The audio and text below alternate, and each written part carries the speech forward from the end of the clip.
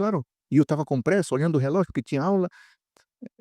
Ela me disse: "Eu queria que você me desse um estudo bíblico". Eu pensei que ela estava pedindo um manual, um livrinho do estudo bíblico. Falei: "Sem problema, passa na sala pastoral hoje à tarde, que eu te entrego o estudo bíblico". "Não, não, não, não, eu não quero isso, eu quero que você estude a Bíblia comigo". Eu parei e falei assim: "Você está brincando? Você deve conhecer a Bíblia melhor do que eu. O seu pai deve ter estudado a Bíblia com você". Ela falou: "Eu não sei a Bíblia. Eu não conheço a Bíblia. Eu tenho 19 anos". E aí ela me contou uma história e eu precisei parar para escutar. E a história foi a seguinte: naquele sábado, aquilo era segunda-feira, no sábado anterior, uma colega do internato, do quarto, depois do almoço, estavam as 4 conversando e essa colega, não cristã, não tinha nenhuma religião, comentou com ela, a menina que falava comigo: "Achei tão bonito o sermão hoje, achei demais o culto no sábado". E ela falou assim: "Eu queria saber mais sobre o sábado. Você pode me ensinar sobre o sábado?". E a moça que falava comigo disse: "Pastor, eu estava esperando por esse momento, porque eu queria ensinar a Bíblia para ela". Quando ela me disse se eu podia ensinar do sábado para ela, na hora eu parei e disse: "Claro, e você quer que eu faça isso agora?". "Sim, eu quero agora, então vamos fazer". Ela pegou a Bíblia, abriu em Êxodo capítulo 20 e a moça disse: "Não, não, não, esse texto eu já conheço, eu quero outros que falem sobre o sábado, me mostra outros textos que falem sobre o sábado, Jesus guardando o sábado, os apóstolos guardando o sábado, sábado no Antigo Testamento, sábado novo, eu queria muito que você me mostrasse". E a jovem terminou dizendo: "Pastor Adolfo, eu não fui capaz de sair de Êxodo 20. Eu sou adventista de berço, e eu não fui capaz de dar um estudo bíblico sobre o sábado". Aí eu disse: "Realmente, você está precisando estudar a Bíblia mesmo". Eu estudei a Bíblia com ela e com o namorado. Sabe o que que é isso, irmãos? Analfabetismo bíblico. É impressionante como as pessoas são analfabetas em temas básicos. Não pode ser. Vivemos um tempo altamente desafiador. Há muita gente querendo saber coisas da Bíblia. A Novo Tempo não dá conta. É muito pedido de estudo bíblico. E as pessoas querem estudar, e não há gente que queira estudar com essas pessoas por temor de não saber estudar a Bíblia, por desconhecimento. Aí, Pedro diz: "Estando sempre preparados para responder a todo aquele que vos pedir razão da esperança que há em vós". Sabe de uma coisa? Uma das sensações mais extraordinárias é você estudar a Bíblia com alguém e você ser instrumento de Deus para essa pessoa se entregar a Deus. Eu vou perguntar, e você não precisa levantar a mão, mas eu vou perguntar para você pensar: você tem estudado a Bíblia com alguém? É só uma pergunta para você pensar. Se você não tem feito isso, você não sabe que você está perdendo. Eu queria fazer um apelo.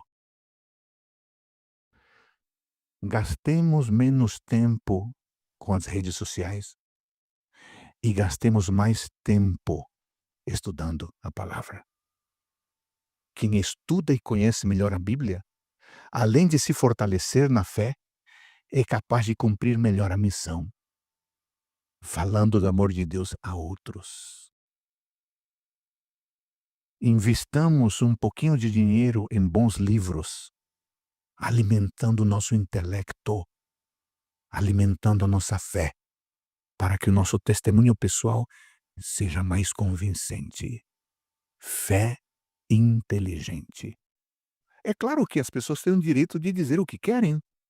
Vivemos num país livre que nos permite dizer isso, mas para se colocar contra isso, é necessário que nós respeitemos, e Deus espera que nós creiamos plenamente que este livro que está em nossas mãos é um livro sacro, e por ser um livro sacro, é um livro pleno de autoridade. Nós adventistas entendemos que o Novo Testamento, o Antigo Testamento, são a palavra de Deus escrita. E da perspectiva de considerar que Deus é seu autor, nós aceitamos a Bíblia como infalível, não inerrante, infalível. Isso está em nossas crenças. Aliás, se você tomar o Nisto Cremos, a primeira crença é a crença na Sagrada Escritura. O nome já diz Sagrada Escritura. Mas de onde que vocês adventistas tiraram essa ideia de que a Escritura é sagrada? Não, nós não inventamos. Nós tomamos esse ensinamento de Timóteo e que desde a infância sabes as sagradas letras. Algum tempo atrás, eu escutei uma pessoa defendendo a seguinte ideia: a Bíblia não é a palavra de Deus. A Bíblia é a palavra de pessoas que andaram com Deus. Olha a falácia. A Bíblia não é a palavra de Deus. A Bíblia é a palavra de pessoas que andaram com Deus. Poética, né? Filosófica. Mas isso é heresia de primeira grandeza. E quando essa pessoa, ou essas pessoas disseram isso, uau, que maravilha, é isso mesmo. E até adventistas aplaudiram. Podem aplaudir. Podem louvar essa frase. Mas ela é totalmente herética. Não porque nós afirmamos, é porque ela diz que toda a Escritura é inspirada por Deus. O grego diz theopenestos, que literalmente significa soprada por Deus. Deus soprou o conteúdo cognitivo da Bíblia e o entregou aos escritores que registraram esse sopro com toda a sua cultura, com todas as suas potencialidades linguísticas ou com todas as suas limitações linguísticas. Ora, se a palavra é soprada por Deus, então a palavra é de Deus, porque o sopro é dele. Então não tem nada a ver com essa história de a Bíblia não é a palavra de Deus, a Bíblia é a palavra de pessoas que andaram com Deus. Não, senhor. A Bíblia é a palavra de Deus, porque a Bíblia é o sopro de Deus. O apóstolo Paulo, igualmente, escreveu em Efésios 6,17, usem também o capacete da salvação e a espada do Espírito, que é a palavra de Deus. Não, a Bíblia não é a palavra de homens que andaram com Deus. A Bíblia é a palavra de Deus. E por ser a palavra de Deus, a Bíblia não é culturalmente condicionada. A Bíblia está acima da cultura. Não é a cultura que julga a Bíblia. É a Bíblia que julga a cultura. Nós adventistas, a partir do texto bíblico, acreditamos que a Bíblia é a autoritativa e infalível palavra de Deus. E por isso a sua leitura e estudo alcança toda a geografia, toda a pessoa e toda a situação. Irmãos queridos, deixa-me dizer algo com muito respeito, mas com muito carinho. Há uma forte agenda teológica liberal, mesmo dentro da Igreja Adventista do Sétimo Dia. E essa agenda teológica liberal tem interesse em tornar a Bíblia uma mera produção cultural, uma mera produção literária, uma mera produção humana, como qualquer outro livro. Porque a literatura bíblica, aí vai ficando isso na cabeça, né? Porque embora a Bíblia seja literatura, e ninguém nega isso, a Bíblia é mais do que literatura. A Bíblia é revelação. Mas a minha percepção ou a minha impressão é que a intenção de quem defende a Bíblia como mero produto literário é a seguinte. No fundo, a intenção é a seguinte: se a Bíblia é mera produção de seres humanos que caminharam com Deus, então nós podemos atualizar a Bíblia. E nós podemos criticá-la. Porque ela é produção de seres humanos. E se é produção de seres humanos, então vamos criticá-la, vamos atualizá-la, vamos reescrevê-la. Se a palavra é de pessoas que caminharam com Deus, então nós podemos viver como quisermos. Porque não é a palavra de Deus, é a palavra de homens que andaram com Deus.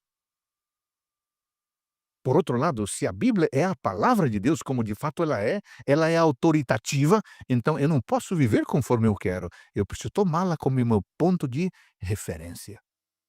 E neste sentido, o mesmo apóstolo Pedro escreveu na sua segunda carta, capítulo 1, versículo 20: nenhuma profecia da Escritura provém de interpretação pessoal. Não.